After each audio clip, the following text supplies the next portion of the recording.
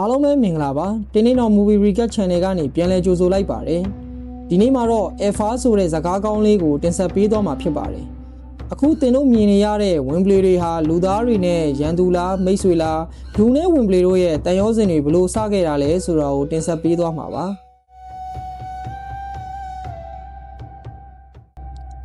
လွန်ခဲ့တဲ့နှစ်ပေါင်း2000ခန့်ကရေခဲပြင်ကြီးခေတ်ထဲမှာလူသားတွေဟာအုပ်စုလိုက်ရှင်သန်ခဲ့ကြပါတယ်ဇလိုက်လေကရာဟာမျိုးနွယ်စုခေါင်းဆောင်တူရဲ့သားဖြစ်ပြီးသူ့အဖေကသူ့ကိုယောက်ျားကောင်းတစ်ယောက်ဖြစ်အောင်လေ့ကျင့်ပေးနေခဲ့ပါတယ်ဒါပေမဲ့ကတာကတတဝါတွေကိုမတက်ရက်ဖဲကျင်နာတက်တဲ့စိတ်ရှိတာကြောင့်သူ့အဖေကစိုးရိမ်နေခဲ့ပါတယ်တနေ့မှာတော့သူတို့မျိုးနွယ်စုဟာစောင်းရသည့်အတွက်အစာစုဆောင်းဖို့ Greyhound လို့ခေါ်တဲ့အကြီးစားအမဲလိုက်ပွဲကိုထွက်လာခဲ့ကြပါတယ်ကျွဲအုပ်ကြီးကိုတွေ့တဲ့အခါမှာတော့သူတို့ဟာကြောက်ကမ်းမစီကိုမောင်းထုတ်ခဲ့ကြပါတယ်။ဒါပေမဲ့ထိုအထဲမှာကျွဲရင်တစ်ကောင်ကထွက်မပြေးပဲလူအုပ်ကြီးစီအရှိန်နဲ့ပြေးလာပြီးကဒါးကိုပြန်လဲတိုက်ခိုက်ပါတော့တယ်။ကဒါးသူ့ကိုပြန်တိုက်ခိုက်တဲ့ကျွဲရိုင်းကြီးကိုမတက်နိုင်ပဲကြောက်ရွံ့နေစဉ်မှာကျွဲရိုင်းကြီးကသူ့ကိုပွေပြီးကြောက်ထဲကိုတွန်းချလိုက်ပါတော့တယ်။ကဒါးဟာအလွန်မြင့်မားတဲ့ကြောက်ကမ်းမရဲ့အစွန်းလေးမှာတင်ကြံနေခဲ့ပြီးတတိမိသွားခဲ့ပါတယ်။ထိုအဖြစ်အပျက်ကိုမြင်ရတဲ့သူ့အဖေကသူ့ကိုကယ်ဖို့ကြိုးစားခဲ့ပေမဲ့အခြေအနေကလုံးဝမဖြစ်နိုင်တော့တာကြောင့်ကဒါဟာတိတ်ဆုံးသွားပြီလို့ယူဆပြီးအားလုံးကစိတ်မကောင်းစွာနဲ့ပဲကြောက်ပုံလေးလှုပ်ပေးကထားခဲ့ပြီးထွက်သွားခဲ့ကြပါတော့တယ်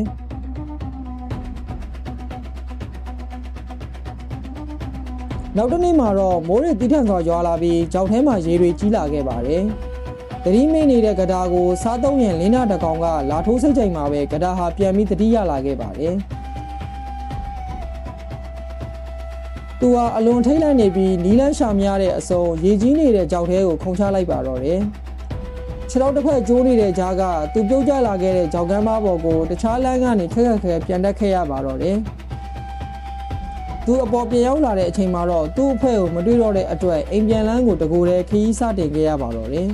။သူတယောက်တည်းအစာမရှိရေမရှိပဲလမ်းလျှောက်နေတော့မှပဲအစာငတ်နေတဲ့ဝင်ပလေအုပ်ကြီးရဲ့တိုက်ခိုက်မှုကိုခံခဲ့ရပါတယ်။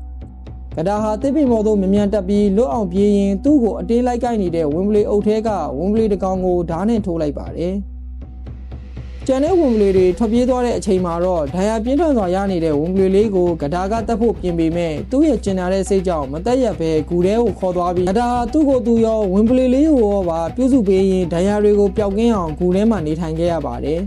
။သူနဲ့အတူရှိနေတဲ့ဝင်ပလေလေးကိုကဒါက Alpha လို့အမည်ပေးလိုက်ပါတယ်။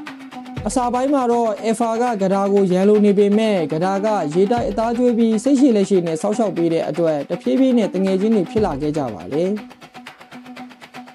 ဒဏ်ရာတွေအားလုံးပျောက်ကင်းသွားတဲ့တနေ့မှာတော့ဂဒါဟာ Alpha ကိုချန်ရစ်ပြီးအိမ်ပြန်လန်းခရီးကိုဆက်ဖို့တကိုယ်တည်းထွက်လာခဲ့ပါတယ်။ဒါပေမဲ့ဝင်ပလွေလေး Alpha ကတော့သူ့မျိုးနွယ်စုတွေစီပြန်မသွားပဲဂဒါနောက်ကိုပဲလိုက်လာခဲ့ပါတော့တယ်။ကဒါ Alpha ကိုနီးမျိုးစုံနှင်ထုတ်ဖို့ကြိုးစားခဲ့ပေမဲ့မအောင်မြင်တော့ Alpha ကိုပါခေါ်သွားပြီးသူ့အိမ်ရှိရာမြောက်ဘက်ကိုဦးတည်ပြီးအတူတူခရီးထွက်လာခဲ့ကြပါတယ်။လမ်းမှာသူတို့နှစ်ယောက်ဟာအတူတူအမဲလိုက်ခဲ့ကြပါတယ်။အေးထံကိုအတူတူအန်တူးကြပါတယ်။တနေ့မှာတော့ကဒါဟာရေခဲပြင်ပပလေးပေါ်မှာလမ်းလျှောက်ရင်ရေခဲပေါက်ရင်ရေထဲကိုပြုတ်ကျသွားခဲ့ပါတယ်။ Alpha ကသူ့တခင်ကိုကယ်တင်ဖို့အတွက်ရေခဲပြင်ကိုသူ့လက်သေးတွေနဲ့ရရဆက်ဆက်ကုတ်ချစ်ပြီးကဒါးကိုရေအောက်ထဲကနေကယ်တင်ပေးခဲ့ပါတယ်။ဆောင်းရာသီကပိုပြီးပြင်းထန်လာသလိုသူတို့နှစ်ယောက်ကလည်းအားနည်းလာခဲ့ပါပြီ။လမ်းမှာကျက်သက်လက်ကြီးတကောင်ရဲ့တိုက်ခိုက်မှုကိုခံခဲ့ရတဲ့ Alpha ဟာကဒါးကိုကာကွယ်ပေးရင်းဒဏ်ရာအပြင်းထန်ရသွားခဲ့ပါတယ်။ကဒါးဟာဒဏ်ရာရနေတဲ့ Alpha ကိုပွေ့ချရင်းနှင်းမုန်တိုင်းတွေကြားမှာအသက်လူကလမ်းလျှောက်ခဲ့ရပါတယ်။နောက်ဆုံးမှာတော့သူတို့နှစ်ယောက်လုံးဟာအာရင်ကုန်ခန်းပြီးလဲကျသွားတဲ့အချိန်မှာပဲဂဒါရဲ့မျိုးနွယ်စုရွာလေးကိုတွေးလိုက်ရပါတယ်။ဂဒါရဲ့မိဘတွေကတည်သွားပြီလို့ထင်နေတဲ့သားဖြစ်သူပြန်ရောက်လာတာကိုမြင်တော့အံ့ဩဝမ်းသာဖြစ်သွားခဲ့ကြပါတယ်။ရွာကဆေးစရာမကြီးကလည်း Alpha ကိုကြည့်တဲ့အခါမှာတော့ Alpha ဟာဝင်ပလီမာလေးဖြစ်နေပြီးဘိုက်ထဲမှာလည်းရင်သွေးလေးတွေပါလာတာကိုတွေးလိုက်ရပါတယ်။မကြခင်မှာပဲ Alpha ချစ်စရာကောင်းတဲ့ဝင်ပလီပေါက်လေးတွေကိုမွေးဖွားပေးခဲ့ပါတယ်။ဇလန်လေးရဲ့အဆုံးမှာတော့ဂဒါနဲ့ Alpha ဟာမျိုးနွယ်စုနဲ့အတူပျော်ရွှင်စွာနေထိုင်သွားကြပြီးဒါဟာလူသားတွေနဲ့ဝင်ပလူတွေရဲ့ကြားနှစ်ပေါင်းတောင်းချီကြာရှည်မဲ့သစ္စာတရားရဲ့အစာအုပ်ဖြစ်သွားခဲ့ပါတော့တယ်။ နောက်ထပ်အမိုက်စားကားကိုလက်မလွတ်ရအောင်တိတ်တိတ်တော် channel လေးကိုအခုပဲ subscribe လုပ်ထားခဲ့ပါဦးနော်